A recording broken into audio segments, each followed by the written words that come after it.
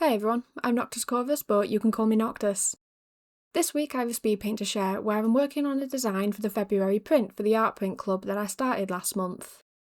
It was a design that came from chaos and disorder, an idea late one night that I thought of between a list of other options when I wasn't sure what I would be doing for it. Yet despite all of this, and the experiments that this idea took on, I really can say that I am proud of where it ended up. So, without further delay, let's talk about the idea and the process itself then, and just kind of get into the main bulk of the conversation. This idea begins with a little bit of background information. Last month, I decided to start a print club, where members receive a print and a sticker each month that is likely to be sent at the end of each month. The theme in the future will be voted on by those in the print club, but it so far has no members, so the theme was up to me, which is where the chaos in this drawing came into play. I had to work out the theme that I wanted to work on, and a design for the print for it, yet I didn't just want to pick a single option and go with it like I did last month. In future months, I want the people to pick a theme from a range of options, so it only made sense to get into this habit early with the process and to come up with a range of ideas that I could develop for the either later months or for their own drawings as well.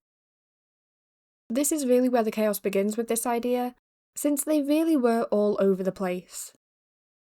Whilst writing the script for this section, I actually have the sketchbook open next to me, and I kind of recall coming up with some of the ideas fairly late at night. It was the kind of late at night where I had no recollection of it the next morning, and I actually wondered when I filled the page. I still thought that when I woke up, I had to set time aside to start generating themes that I could work from, and to kind of give part of the day to going through old sketches to see if anything stood out, whilst also then giving myself more of the day to create themes in the sections that I could work through in an orderly manner. I instead had scribbled half-done notes, where I stopped halfway through them figuring that I would just know later when looking at them what I meant. I did in fact have no clue what I meant, but I did actually have a few workable ideas in the page between the single words noted here and there, like they just made entire sense. Just for a reference as to why I'm taking this tone, one corner of the page is just the word moth, circled 3 times with a purple highlighter, something that I swore ran out last month by the way and I haven't replaced it since. And the only sort of context around it are just variants of moths. Cinnabar, atlas, leopard, bloodvein, and so on. Not even the word moth next to them by the way, just those words. I must have at some point started going through a book that I have on various types of moths with how many variants I crammed into that corner. Next to all of this, not a sketch or a draft of what I meant. Instead, there's the next idea where I just kind of drew a button. I mean, it wasn't just a single button, there was a group of them, but I still just drew buttons next to that list of moths. 'Cause apparently that made sense to me. Ironically, this is actually how I'm going to start talking about this idea as well, since it did actually start this idea here. It began with a cluster of buttons sketched out, some fairly standard and some with more of a pattern. They were patterns that I recognised though, since, fairly recently, my grandma gave me their collection of buttons for various projects, since she felt that I would get more use out of them. This collection, naturally kept in a biscuit tin, is something that I remember from growing up fairly well, since I used to like looking through them or messing with them, as I kind of really liked letting them run through my hands like sand, so I used to play with them a fair bit. Her giving them to me meant that I put them in with a few that I already had, so most of my collection is now from her.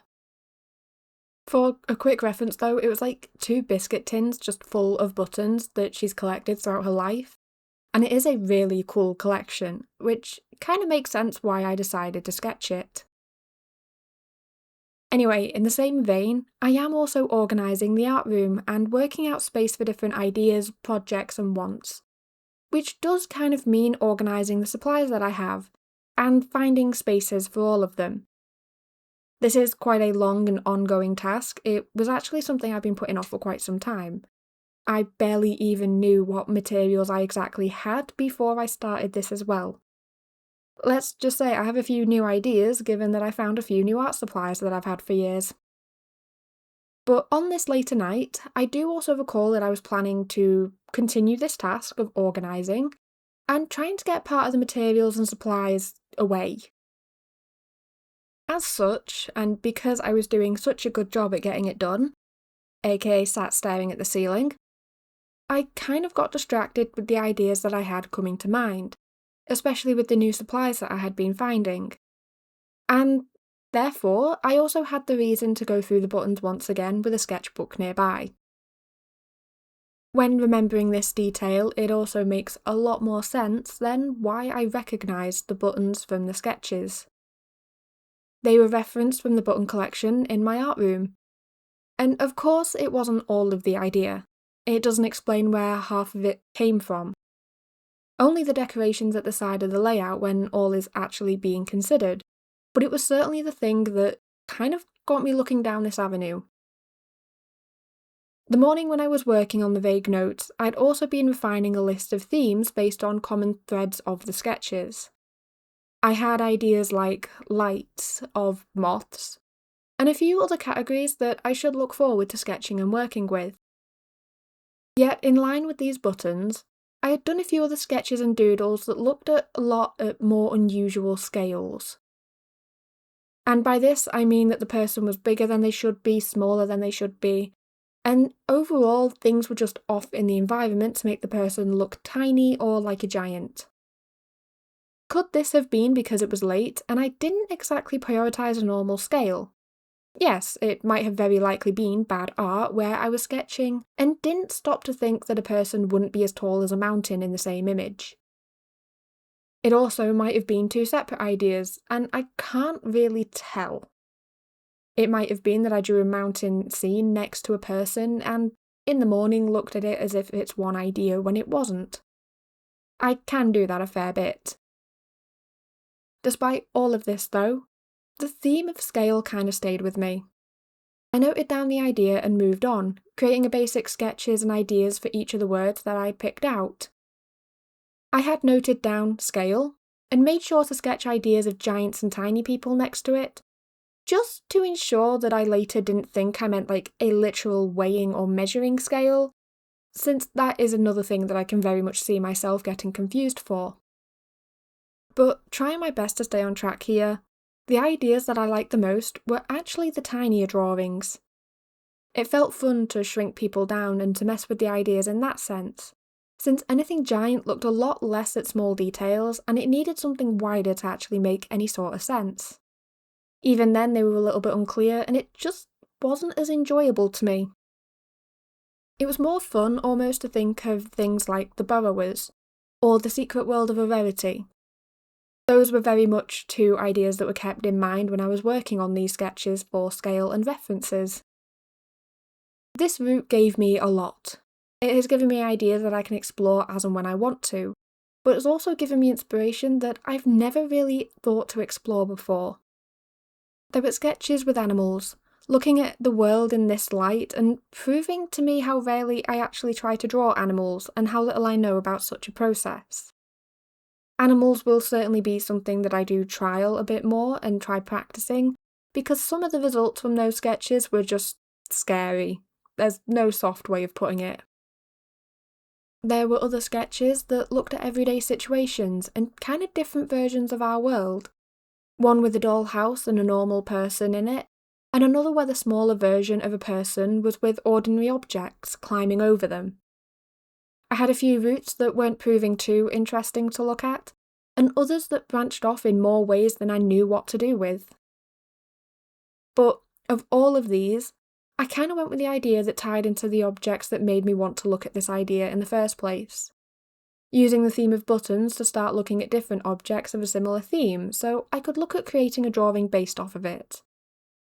I didn't really want to do a full scene for this idea just yet, that likely being something that I do when this isn't for the print club. But I felt that a character drawing could be quite fun, and it would also let me experiment in a few areas that I've been meaning to.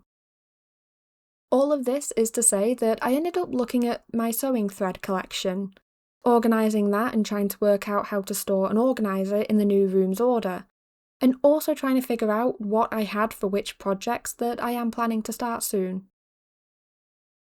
I am fairly new to sewing. By that I mean I've made like 2 things and one of them was a gift for someone. But the thread just tied to the buttons and I went from there. I had variants of this too. One where the person is balancing on the spools, another where they were climbing it and using the thread to get up something. I had one where they were tangled in the thread, and I kind of just worked through different versions of the same idea until I decided that simple is better for now.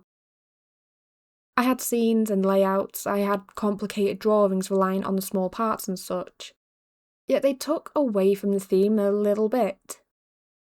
It is odd to say, but I was already getting a bit stuck on the purpose of this drawing being for the club, so I wanted it to be good. Felt that the more detail it had, the better it would be.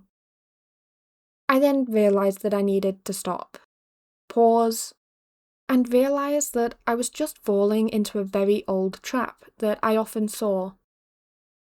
More detail doesn't mean better. It doesn't mean it will work out in the end just because I put more things into it. It just meant that I would be pushing myself to work with more detail than I already had the want for. And I would have likely rushed at the end or grown bored of it and had to restart it all anyway. So yeah, I wanted it simple, and I knew I wanted to experiment down the line the little bit more that I worked on it. Going in with detail would have made me hesitate to explore when working on the later stages of this. So I went with the simple one where the figure is sat, posing atop a spool of thread, with the needle as if they're keeping it close or holding it in some sense. From there, the other items just fell into place on their own. I mean, I also chose this one since I had a list of ideas that I really wanted to draw. With this avenue of ideas, I kind of thought to maybe take some ideas from clothing that's typically seen as more childish than others. I don't mean this in a bad sense in any way.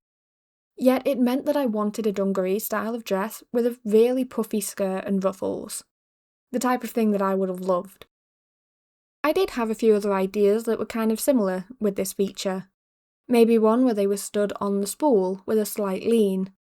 Yet it made the scaling feel rather off and unusual. It just didn't feel right. The image was tall, too tall really, and the negative space around didn't feel like it had a purpose. It was only there because the image was too tall for the page and it was trying to be cramped to stay on it. So with all of that decided, I had the question. Would this drawing be one with outlines, or would I just block in the colours and approach it like that? Well, as you can very likely see, I went with the outlines, since I wanted to trial a few ideas almost. See, when I use an outline, I usually have a pretty solid brush that I rarely have to colour under. If I do need to do it, then I usually have a base to the canvas that is similar to the colour anyway. But this time, I wanted to use the dry ink brush. It's something I haven't found much of a common use for, and it seemed interesting enough to give a go.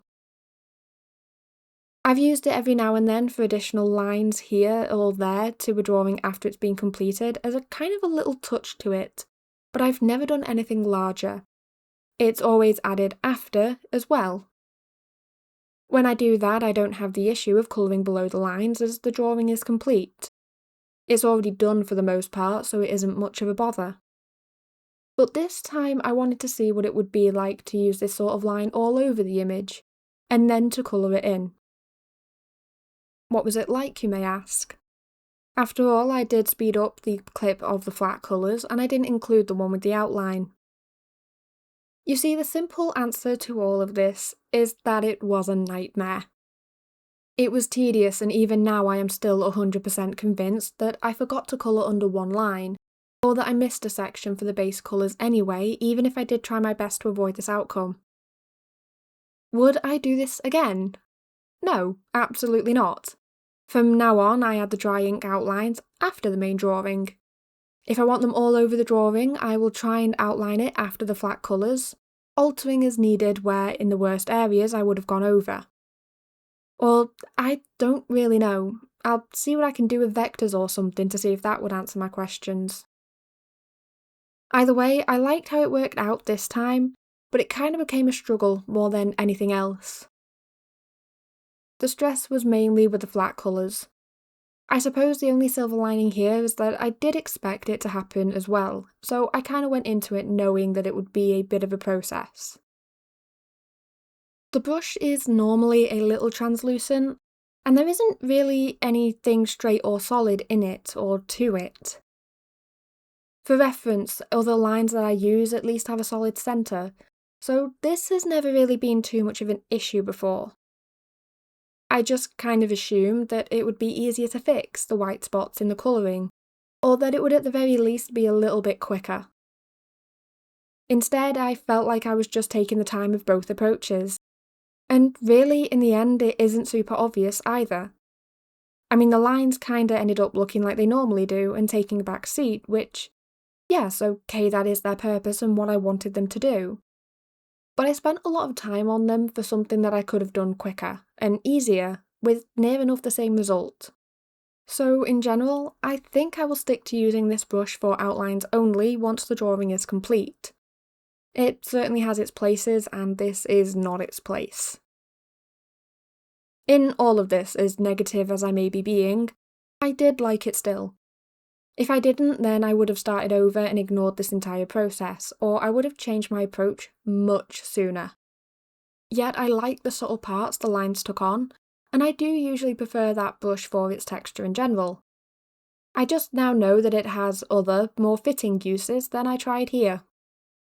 But anyway, with all of that aside, I had to colour it.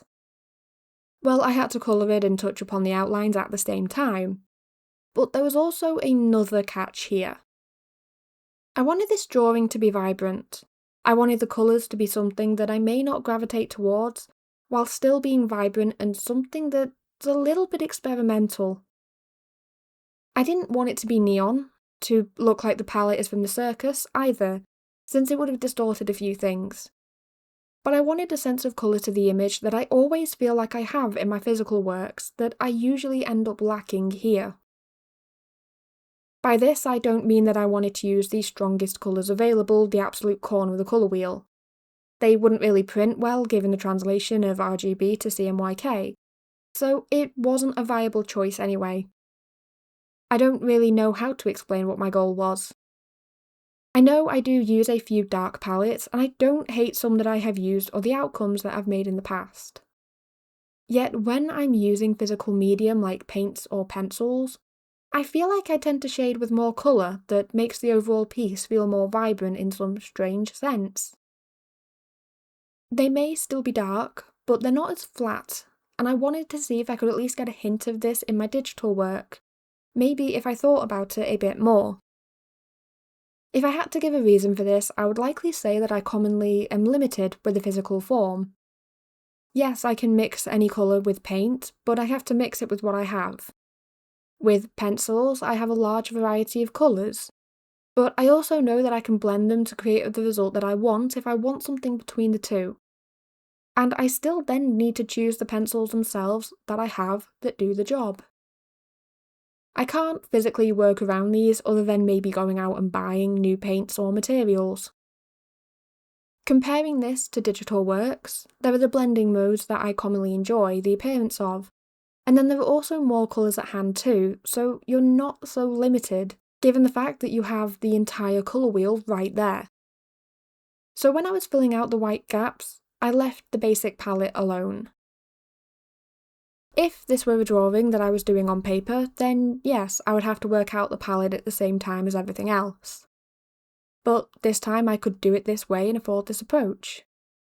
I figured that I could do it all one stage at a time, and I would be able to work it out better as I went. I wouldn't have to be worrying about everything all at once, so I could focus on what mattered in that moment. So, in the flat stages, I filled out the sections with bright and vibrant colours before actually going in and trying to work out what they would permanently be.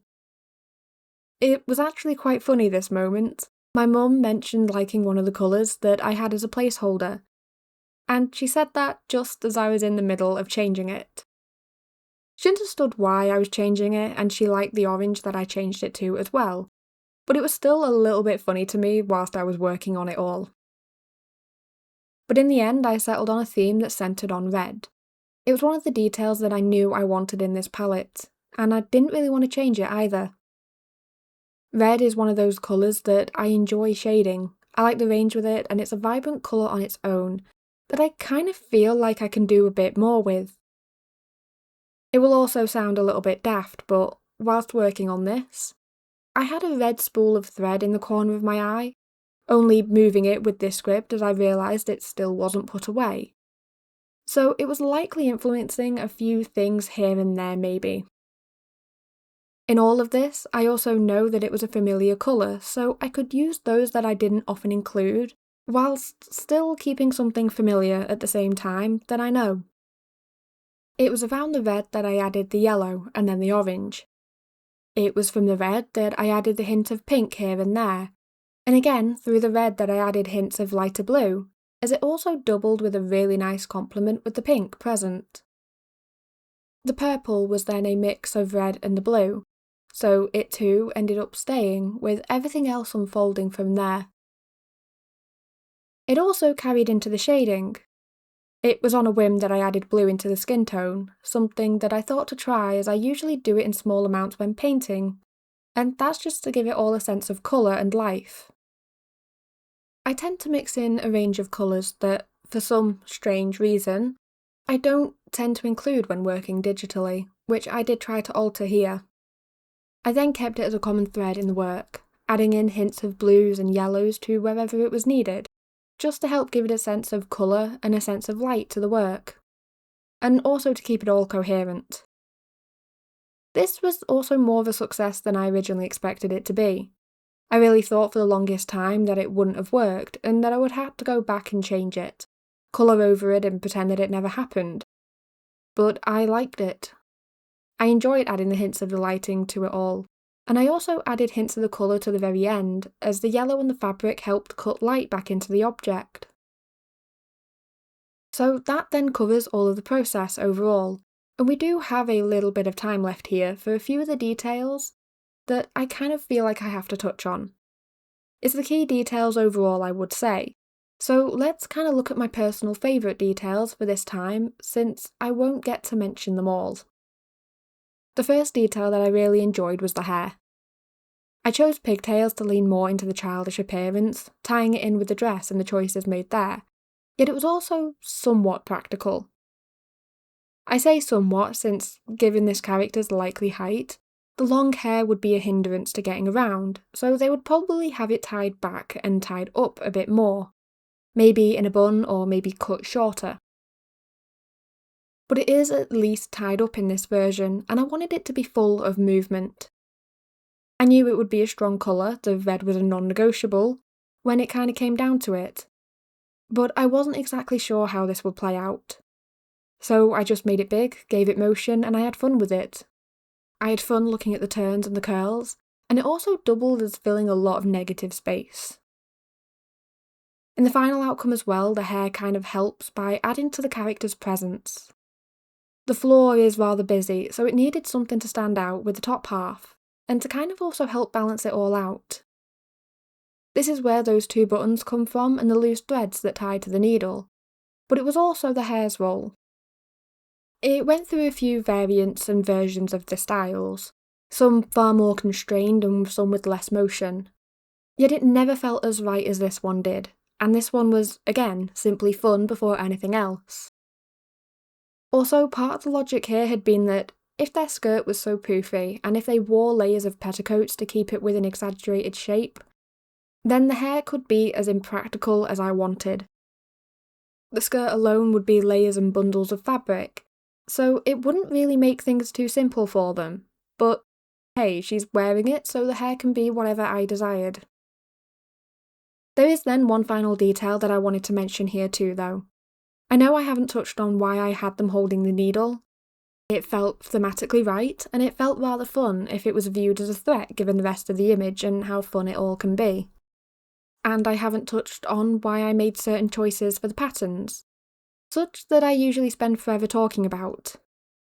But I felt that the process was more of a talking point today, and it was far more central to everything. But the final thing that I do want to mention here is sort of a blend of these both, since it was the environment and it was rather interesting. I put this sort of fabric on the ground as if it was piled around the spool, as I felt that it was fun, and I rarely just pile up fabric like this. Yet it is then rarer that I pattern said fabric when I do include it. So I wanted to do it this time. I added the lines to help guide the fabric originally in the sketch, planning then to leave it plain, as I didn't want it to overpower the character. But I then liked the pattern since I felt like it gave it a more sense of being fabric, if that makes any sort of logical sense. I liked how these lines guided the folds, so I wasn't really relying too much on the shading as well. So I could kind of keep the directions in, and also not overdo it. I also felt that if I wanted to change it at a later date, I could, whether that would be removing the pattern entirely or making a more complicated pattern. I didn't, of course. The lines were very healthy and middle point, and they were kind of that border between being detailed and serving their purpose, and not overpowering the piece. It also let me shade the image how I prefer to work with fabric. Whenever I do blankets or things like it, I often find that less is more. I keep it blocky if needed, get the movement down and add the light into it, blending it all lightly but not too much, and to kind of keep a sense of the fold before anything else, as that is the most important part. The more that I work on these things, the more that I find that I overdo it. So I really enjoyed working on it this time, since it also proved to me that less is more in this circumstance. I often end up doubting myself about all of this, since I can spend way too much time on things now and then with very mixed results. But in saying that and overall, I find this outcome fun, and I'm happy to call it the February print. I wanted something fun and I got something fun. The experiment showed mixed outcomes, a lot of them testing my patience more than anything else if I'm being honest with it. But this is something that I could work on it. I can trial its printing a good few times, and kind of work out a matching sticker for it as well, as I find it fun, and I enjoy it. It also shows me that things are in fact transferable. I don't need to separate how I shade things, as they don't need to be exclusive processes to different forms of mediums in this case. Other parts of the process are slightly different. I doubt that I really will need to wash a paintbrush for digital work, but the shading logic doesn't change. I don't really know why I thought it would. I also don't know why I haven't tried this sooner, or I have tried it with mixed results. Anyway though, thank you so much for watching. If you're interested in joining the print club, the link is below. I also hope that you have enjoyed this outcome and found it fun at the very least. I certainly enjoyed it. Yet I wish you all a wonderful week, and I will see you next time. For now though, goodbye!